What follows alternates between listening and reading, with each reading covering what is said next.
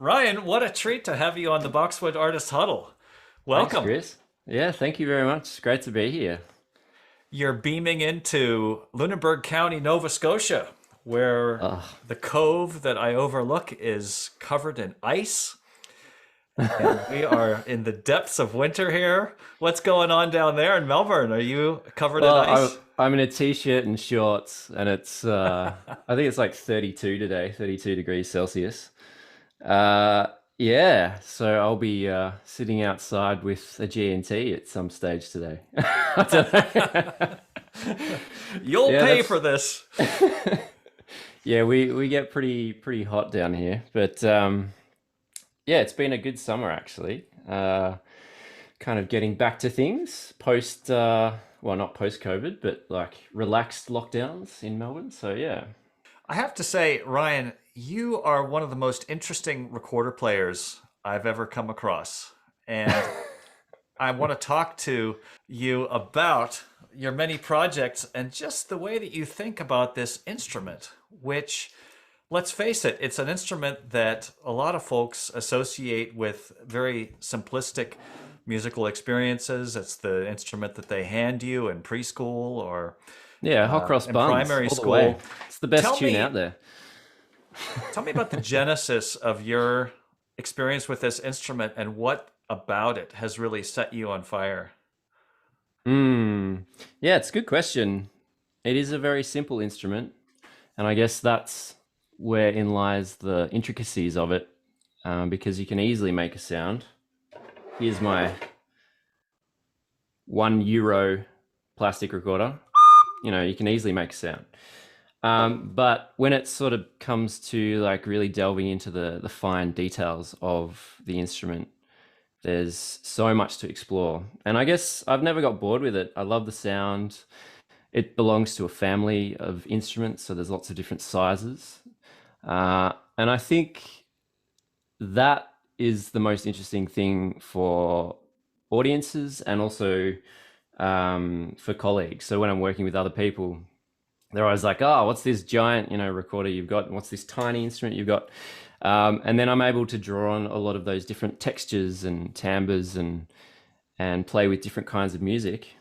And so, uh, yeah, I don't know how I got so interested in lots of different kinds of music, but it's something that's always been with me, and um, I can't give it away. It's like that.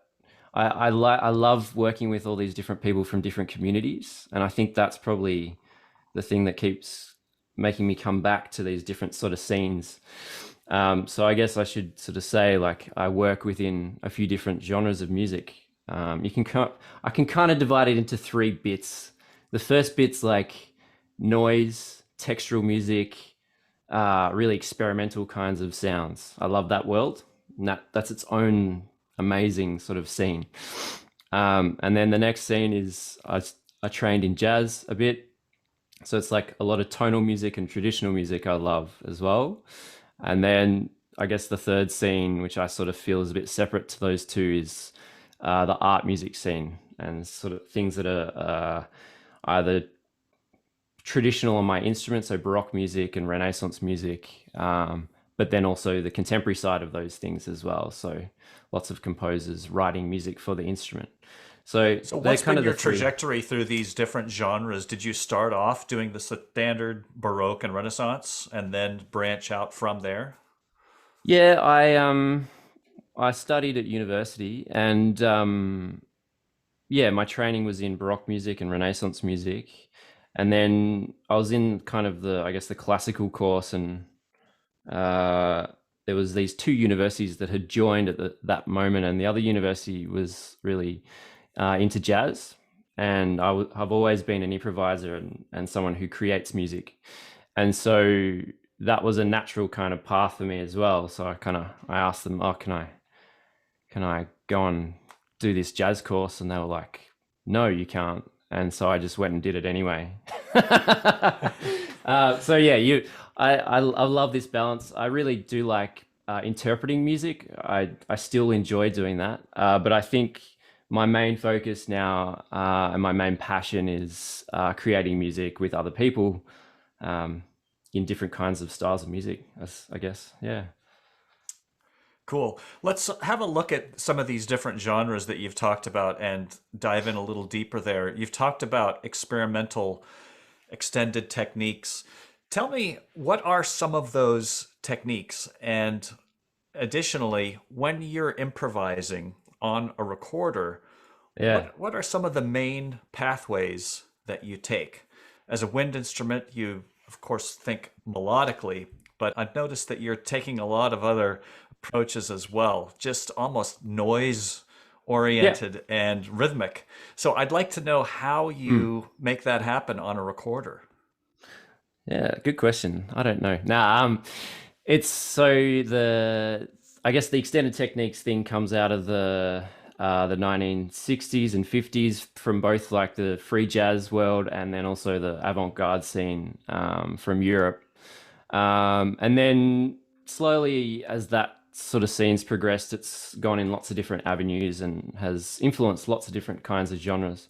But I guess the main one that I'm interested in is free improv, using textural sounds. So yeah, you're right. Rhythm is a really important part, and then when I say texture, it's about I don't think about melody or tune at all. It's not in my head when I play that music. Sometimes it creeps in because like it is also a big part of my life playing tunes. But yeah, I don't know. As a really easy demonstration, as the recorder, so easy to make a sound on it. A way to, I guess, make the sound more malleable, more flexible from a textural perspective is to work with different kinds of air, articulation, and also the way that I cut the windway here. So I guess the recorder belongs to a family of instruments called duct flutes or fipple flutes, in which the sound enters and then gets split on the window and the ramp here. And so if I put my hand in front,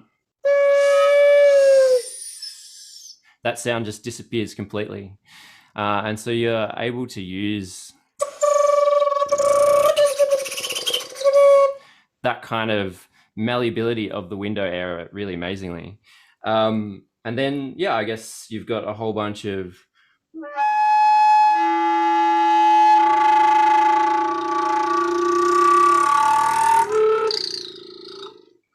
different kinds of overblowing techniques, things like that. Actually, it sounds very similar sometimes to overblowing on the pipes. You get that like that click sound, and I focus in on the click bit.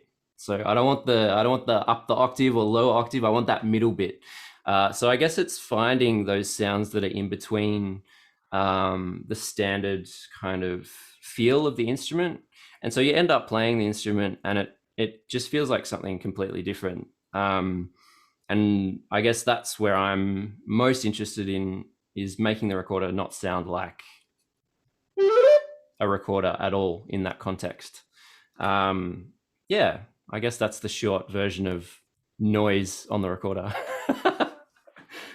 I love it. And I wonder if, as musicians, we're often started with a piece of music to play, Mm, right? Whatever instrument you're playing, whether it's a violin or a piano or a flute or a recorder, the first thing your teacher does is give you a piece of music to approach with that instrument.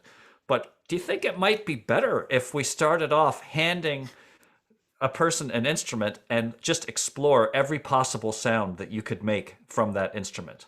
yeah, And absolutely. but Yeah, I that never reckon. happens, does it? In music Yeah, I don't education. know. I don't know. I think yeah, it doesn't happen often. Definitely doesn't happen often. But I have students that we make up music together, and especially when they're younger, they have no prejudice around different sounds. It's all sound. Yeah. And so yeah, that it's completely freeing because they're able to write a melody if they want, and then they can chuck some flutter tongue in, some multiphonics, some trills, whatever, and it's all the same to them, and that's great. Like the lack of a filter, I guess, is brilliant.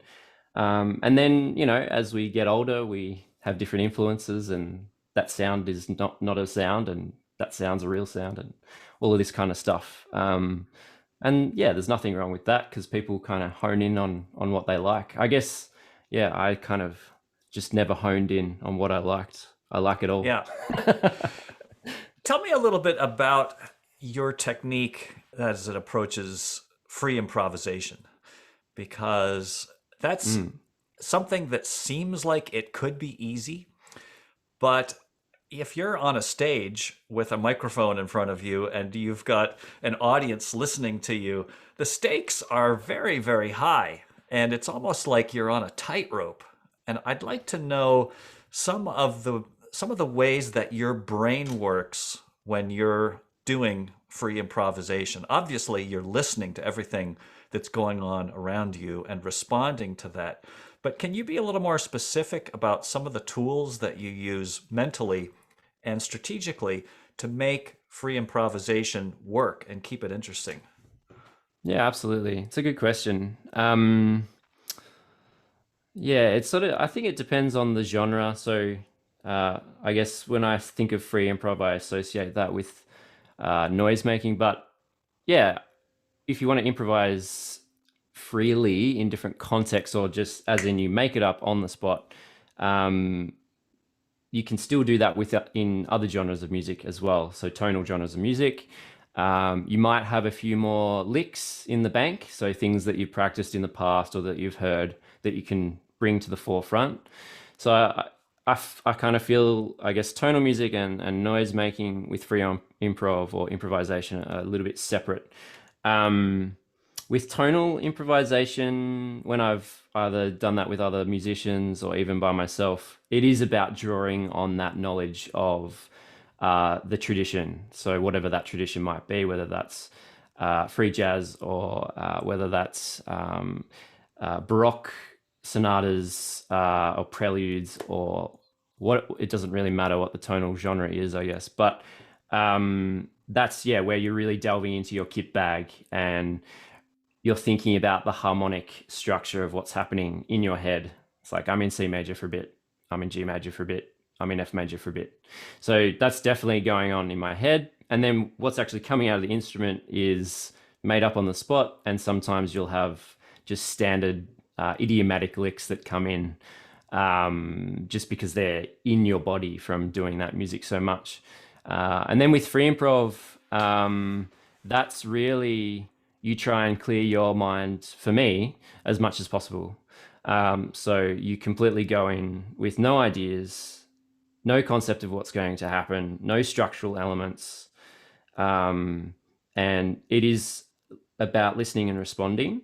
And I guess if you want to delve deeper into that, I play in a trio with a flautist and a trombone player, very, very different sounding instruments. But we all have, I guess, a commonality in the kind of sounds that we want to make. So we know when we enter the room that we're going to be in a particular kind of sound world, I guess. So in that sense, it's not free, but I guess you've got to have some kind of meeting point. Otherwise, it can become chaotic too quickly, but some people want that chaos as well. So it sort of depends on, you know, what you're feeling on the day and who you're playing with. Yeah, I guess that's the differences I see between those sort of two genres, I guess. Yeah. I'm going to turn it loose to you soon, but I want to ask you about some of your collaborations that you've done. You've worked with a Japanese koto player. Is that Miyama? Is that Yeah, Miyama. correct? Yeah, she's great. Yeah, Yeah. that's beautiful. And you're getting some incredible sounds together. Yeah, Is thanks. that an ongoing collaboration or was that just for that one recording? Yeah, that's ongoing. Obviously she lives in Tokyo, so it's a little bit hard, but at the moment. But we've been kind of playing all throughout the lockdowns and travel bans and all of that sort of stuff online. And I've done a little bit of that before, but that was the first project where we really sort of knuckled down. So we've been, yeah, writing a new album online and Yeah, we're just releasing things as singles at the moment. So we'll just do one every now and then when we've got time, and that's a great meeting of minds. That duo. Um, Miyama is an amazing musician and a beautiful singer, really stunning singer as well. And yeah, it's funny because I think we both feel that we have a similar kind of connection or path that we've gone on. We've both played traditional instruments that belong very much in a particular kind of sound world. But we've always explored other things, and in fact, often that's been a major part of both our careers is other things outside of the tradition of the instrument. Um, and then, yeah, coming back and sort of bringing those two experiences together has been such a joy to write new music together. And the last tour we did, I think, was in end of 2019 now in Japan, and we did a dual tour. So we did like a tonal, beautiful, lyrical tour. And then in the later evenings, we would go to the noise bars and do a noise improv set. So that, I mean, if you've got a duo like that, as someone from my background, it's just like, oh, thank you. Because you could do both, Absolutely. and it just feels great in both senses. It's awesome. Yeah. Yeah. And tell us a little bit about your duo with Matt Horsley. That's an entirely different kettle of fish there. Yeah, yeah. Matt and I have been playing together for a long, long time, since 2010, I think, or 2009. And actually, Matt originally is a percussionist, an amazing percussionist. I don't think he does it at all anymore, maybe a little bit. And so we started out as a percussion recorder duo and wrote all our own music, and um, did lots of groove based stuff and sort of bang on a can. If you've ever heard of that sort of scene, it's Sure. like an American sort of groove based new music thing, classical thing. Um, and he's always been playing the pipes. I think he's been playing that for years and years and years, and whistle. And then he just kind of I went and studied overseas for a bit in Amsterdam and in Germany. And yeah, he just kind of, when I got back, he'd flipped. So he was just playing uilleann pipes, and I was like, oh, okay, well let's do this then. So yeah, our first gig was like, all right, let's just write all our own music. So I think we did all originals and a few like contemporary trad Irish stuff. And it worked. Like, it sounded all right, and we obviously love playing together. And so we've done a plethora, right, of projects now. We're kind of on a bit of a break at the moment because he's on tour with Come From Away, the musical. Like, he's playing full time with that at the moment and doing an amazing job. It's a great show. But yeah, we've done so much stuff. We kind of did some Baroque music, so some Irish Baroque music, which I'll play a little bit today of, just in honor of Matt and that duo. Um, and we've worked with a Georgian choir here in Melbourne and did a whole bunch of Georgian traditional music. And I very badly learnt how to play the salamuri, which is traditional, very recordery kind of instruments from Georgia. I love that kind of music. And we worked with those guys. They're amazing. Yeah,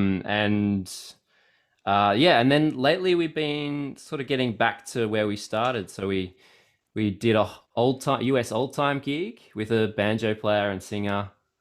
And then we did a little bit of a completely all original show with a jazz electric bass player and Lucy Wise, who you might know. She's a singer songwriter here from Melbourne. If you don't know her, go and check her out because she's awesome.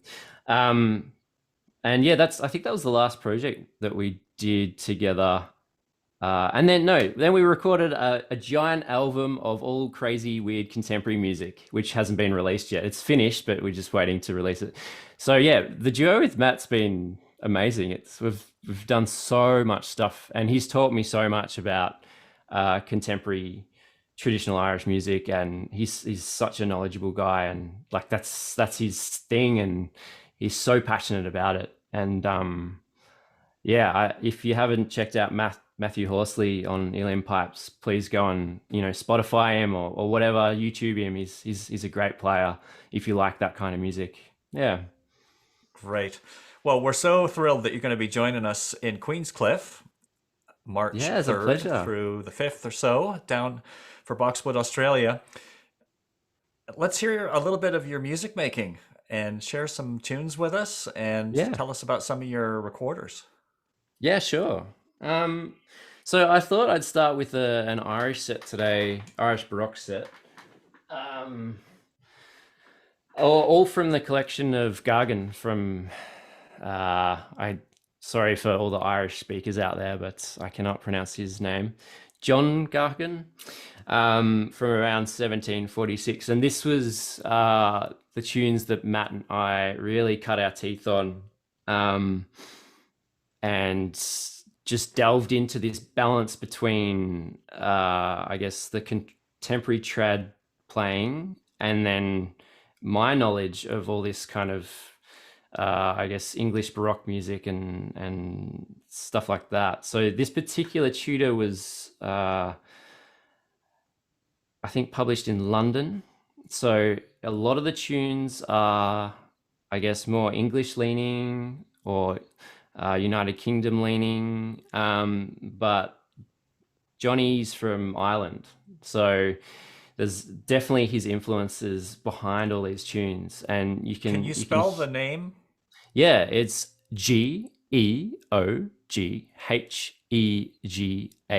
and I Okay. think the colloquial, how would you say that, Chris? Have you got a I think I've read a few like scholarly articles about this guy, and I think the colloquial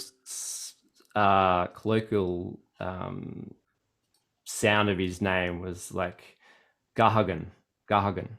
Mhm. But maybe I'm completely wrong, and someone out there can correct me who's probably a scholar of this music. So yeah, and I've been really diving into this kind of music and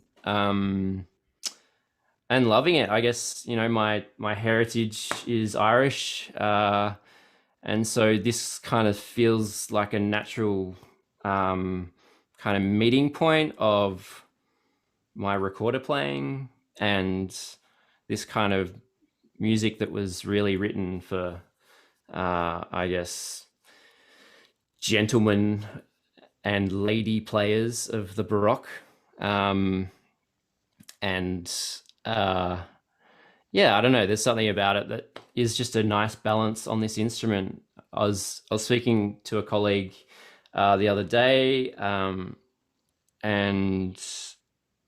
we were talking. I was talking a little bit about playing like contemporary traditional Irish music on recorder, and it's not really a thing. Like it doesn't really work. And it's that kind of, yeah. Well, how'd she describe it? A square peg in a round hole. It's sort of just, it doesn't quite fit. But this music is just that fine balance between before it has moved on to what we now think of as traditional Irish music from the different regions and stuff like that. And I guess that kind of more uh, courtly or stately kind of way of playing, which is a lot of where this music was pushed towards, the kind of rich crew from London and that kind of thing, Scotland and Ireland. So yeah, it just is a nice meeting point for the instrument.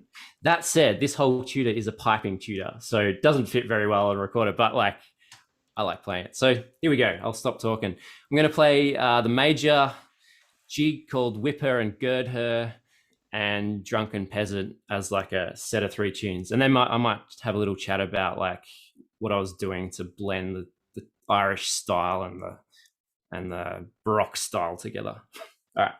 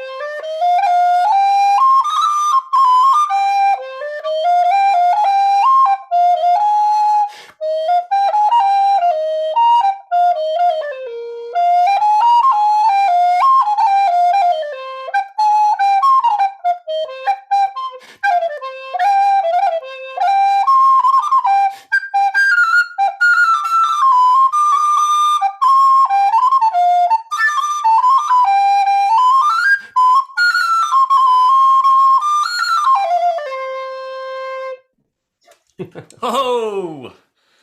Great stuff. Whoa. Tell me about that recorder you're playing. Yeah, so this is a B flat recorder. So it's actually a recorder, just like a descant you would find at school, but at 392 hertz, A equals 392. So it comes out as a B flat sound. And I use this instrument with Matt because he had a B flat chanter. Oh, right. Yeah. And it just, I don't know, it fits the music really well. I just love it. So, yeah, I don't know. I thought maybe I can have a little chat about some of these things in these tunes very quickly, and then I can play some more. Absolutely. I'm dying to know what you're thinking and where you're coming from. Yeah. So I guess in the first two tunes, like the major and jig called Whipper and Gerda, those two tunes, I feel very connected to the pipes. Like they fit well. They fit well on the pipes, which is great. And so for me, I had to learn a little bit about like what is a cran and like playing the bottom note and doing some things down there. And sometimes it works well on the recorder, other times it doesn't work well, but that's okay. I think it still sounds really good.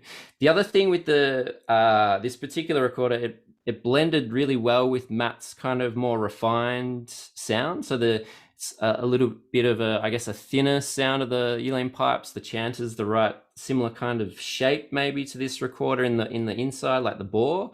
So the two sounds worked really well together. This kind of, I guess, quite sweet in its sound. Yeah, and so the main things in the first two tunes that I was trying to blend is this, I guess, we've got some traditional rolls, some traditional crans, just some taps and cuts every now and then. And then the crossover is where we have these trills, which you could also kind of call bounces, I guess, but I like to play them a little bit more in a baroque style. So lots of time on the upper note and then a little bit more this kind of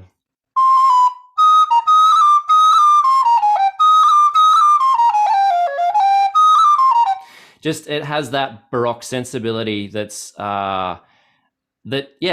now and then comes back in these tunes. It's not always like a straight kind of I guess jig set at all. The other thing with the major is that there's a few written notation where we have these grace notes, which I guess you could call cuts, but the fact that they're written in like the original tutor makes me think that there's some slightly different kinds of thinking going on behind like trying to adapt this, I guess, what they were thinking of as a pastoral kind of music or like a regional kind of music into London, into this like city, which has a very strong tradition of kind of playing. So this kind of two worlds meeting, and that's those moments where you see those kinds of trills and those markings. That's where I really think, that's you've got to take that as more of a baroque sort of style. So, for example,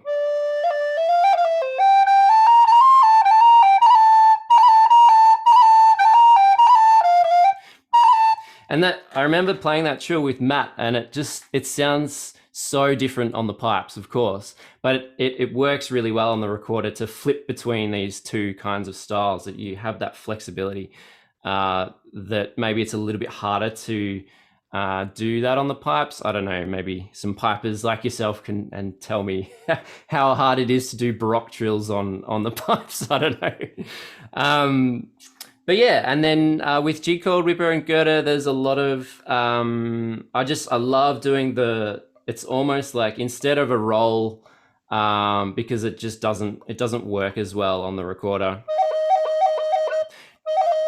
I've got more of a cran on an F, so it's more like up, up, up, which is great. I love that kind of that popping sense that you get.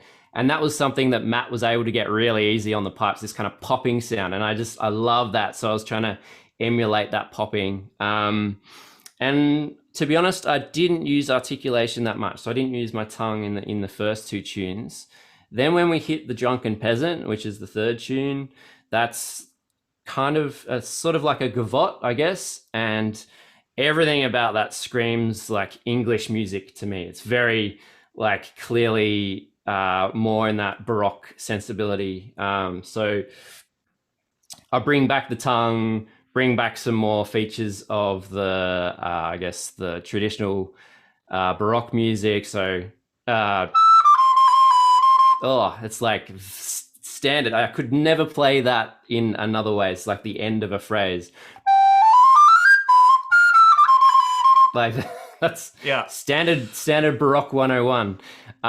So there's those moments that are just popping out. It's like, well, I gotta play it like that, I guess. And that tune, the Drunken Peasant's a really interesting tune. It's not a true gavotte. So a gavotte starts with the two upbeat dun dun dun da da da da da dun dun dun da da da da da, that kind of thing. Starts on the downbeat.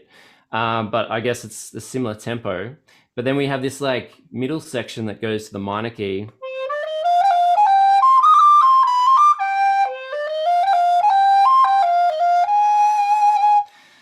It's just I don't know. I really find that tune very weird, very amazing. Like there's a few strange tunes in the Gargan tutor, but yeah, I guess that's my story about trying to blend two traditions together in a way that works for my instrument.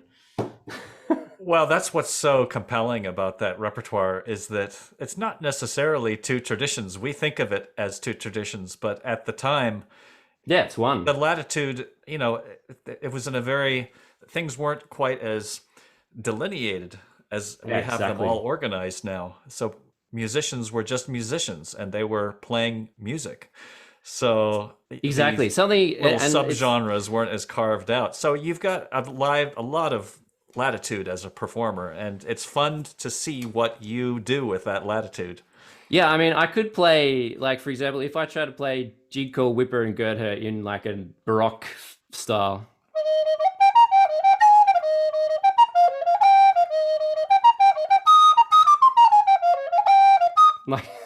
Like it's a completely different tune suddenly. Like the groove's different, everything about it is just like yeah, it's just a different kind of feeling. So it is interesting, I guess, not being from the 1700s and not having, that one place and we're all kind of just a melting pot of stuff.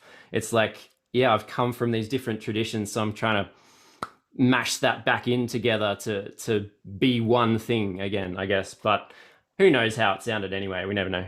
Yeah. So give us an idea of some of the other stuff you might bring to Boxwood in a couple of Yeah, weeks. sure. Well, I was gonna play. Can I play a couple of more Yeah, tunes? Is that all right? absolutely. Yeah.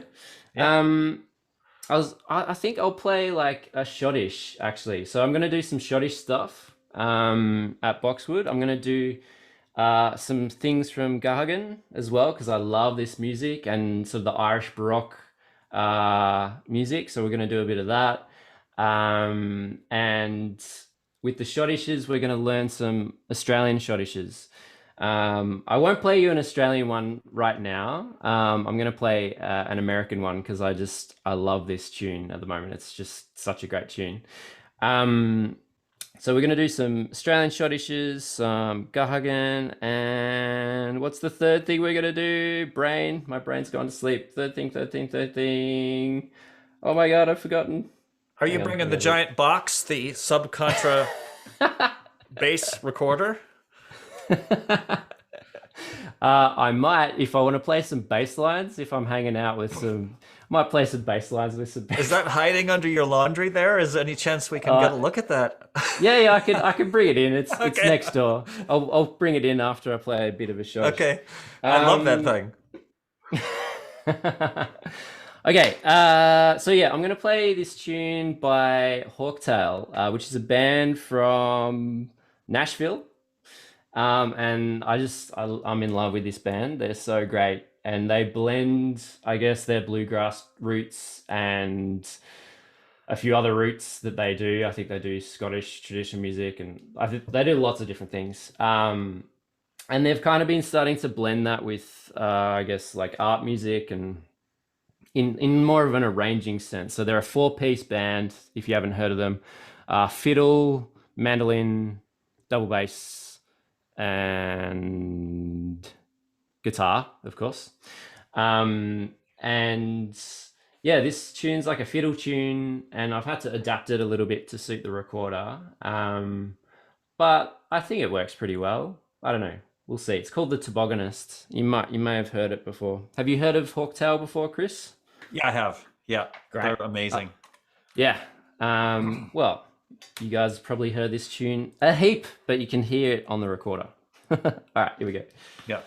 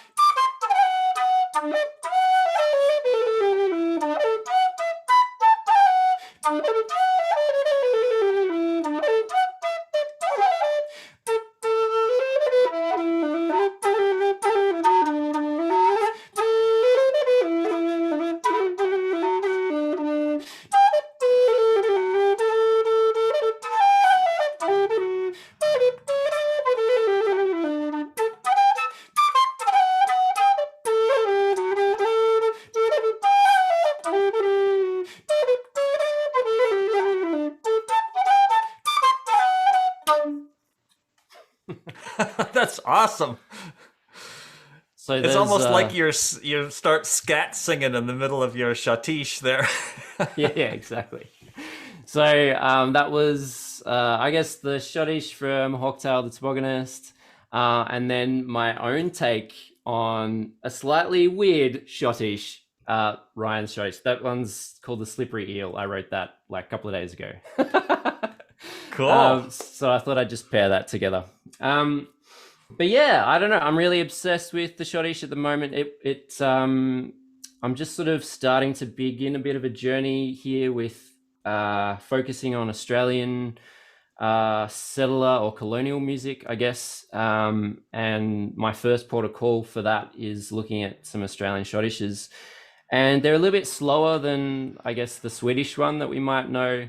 The dance is a little bit slower. It's around 120 BPM, around that. Well, they're typically in 2/4, right? They're like a slower polka, Ryan. Yeah, exactly. Yeah, and I think they've got sort of European roots to them because you find German, Schottish, Finnish, and Swiss, and yeah, Yeah, everybody's got their exactly. own take on it. Yeah, 100%, 100%. It's probably, I reckon, I don't know. I have to speak to some experts, but probably from the German side of of things. But yeah, sort of figuring out how to play that on this instrument, and I might bump up the tempo a little bit as well, just to sort of play around with the different kinds of styles, because there's such a big tempo difference between, I guess, the different same kind of dance style in a way. So yeah, I want to crank up the tempo for some of the tunes, see if they work. There's some beautiful slower tunes by a fiddle player. Oh, I can't remember his name right now, but fiddle player from New South Wales here. That's really stunning kind of fiddle music for the schottische. And then there was a guy just down the road in Castlemaine called Harry McQueen, who was a accordion and like concertina player, and he got handed down to him a few different kinds of schottisches. So yeah, I'm just obsessed with that at the moment and trying to make it work, because it's, you know, it sounds great on the concertina and the accordion, but like, how do you make it sound good on the recorder or the flute or whatever?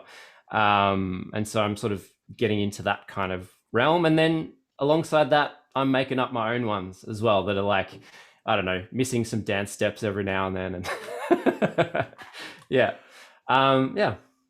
I can't wait to hear the results of that. Yeah, no, I know absolutely. nothing about Australian schottische, so look forward to hearing those Yeah. for sure. Now, tell us a little bit about that recorder you're playing. Was that an Yeah. alto? Yeah, so this is a tenor recorder. So Okay. the bottom note of this one is C. So I guess similar to some traversos in a way, if you've got the extended joint at the bottom. And this particular instrument is a bit of an unusual one. It's based on a Baroque instrument. And then what they've done is they've hollowed out the bore, so it's massive. So it's got this Renaissance bore, very wide bore, so you get that big sound down the bottom, which you get from some of the Renaissance recorders. And then they've made it so that there's like a Baroque fingering system, so you can play up really high as well. And it's like more of that pure sweet tone that you get from the thinner bore Baroque instruments. So yeah, that's the tenor recorder. It's a bit of a mixture between Well, the the two. Renaissance would be a straight cylindrical bore, typically, right? Almost. It's yeah, so medieval you get that cylindrical bore. The Renaissance one is reverse conical. So it's pretty much the same all the way, and then at the bottom it's got this little kind of kick that goes in at the bottom. So it enables you to get that full-bodied sound, but then also because of the thumb hole, all the sharps and flats are like kind of a bit more agreeable, I guess, in a way. So kind of like that. And then the Baroque instrument kind of does this, and the medieval one's like just cylindrical, Gotcha. straight down. Yeah. Yeah. So that's that instrument. I was just having a little look, trying to remind myself what is my other thing that I'm doing. And so I'm going to do three classes. The third class is for Boxwood. We're going to look at all these kinds of US tunes and how to put them on different kinds of instruments that, you know, it's pretty predominantly a fiddle tradition. So bringing that back to wind instruments and figuring out like how to make this sound good without it sounding a bit way too detached from its tradition, I guess. I'm in love with that music at the moment, and yeah.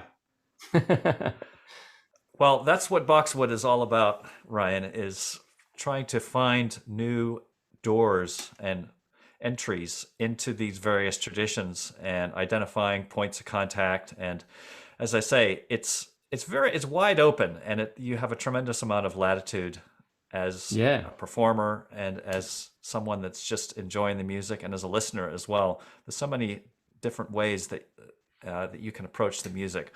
So it's Can I fascinating to hear what you're doing with it. can I do one more tune? I know we got to do some questions, but I wanted to play a little bit of banjo just to like Yeah. tie up the US kind of connection. Um, I'm gonna do a tune, it's a song actually, I should say, by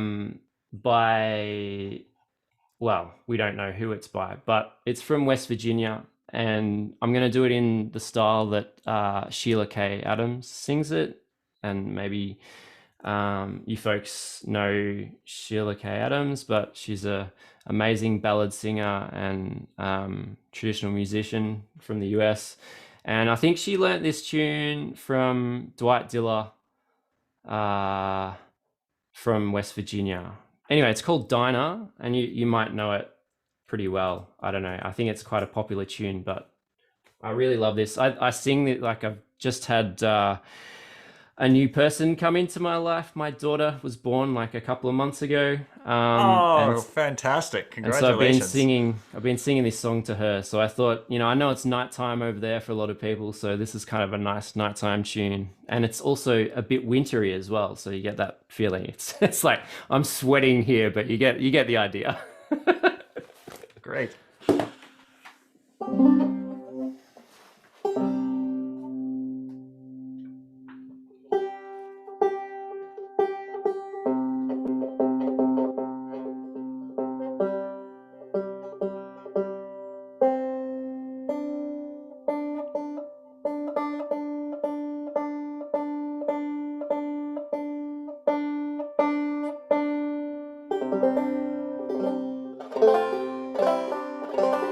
Okay, so this is a 5-string banjo.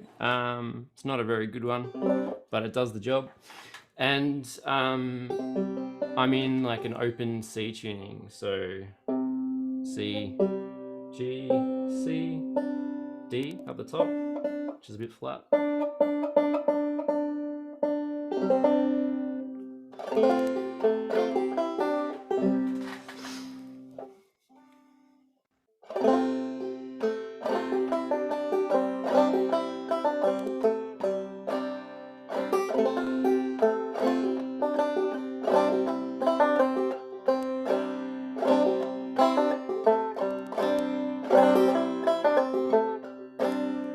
Donna, Donna, please say that you'll be mine.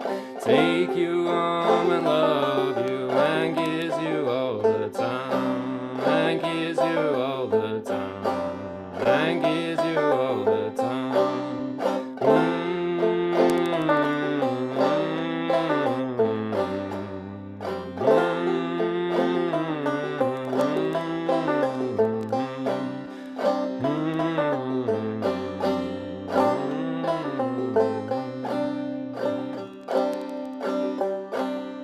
Rain is pouring and the rain is falling down.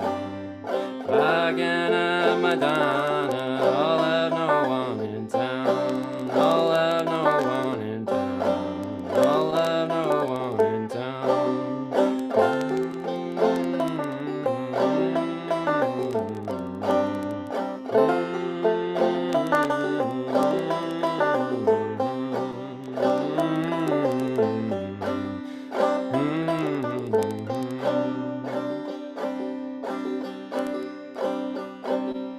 You ride on the old gray mare and I'll ride on the roan. If I get there before me, better leave my Dinah alone. Better leave my Dinah alone. Better leave my Dinah alone.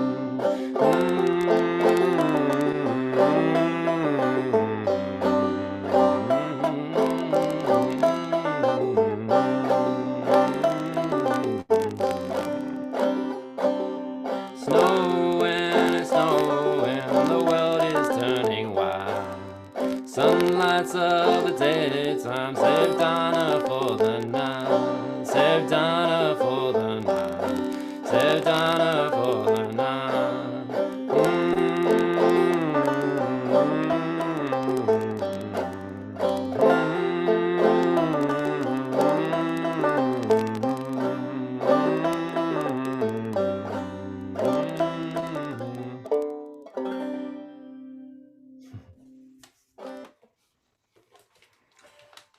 Great stuff, Ryan.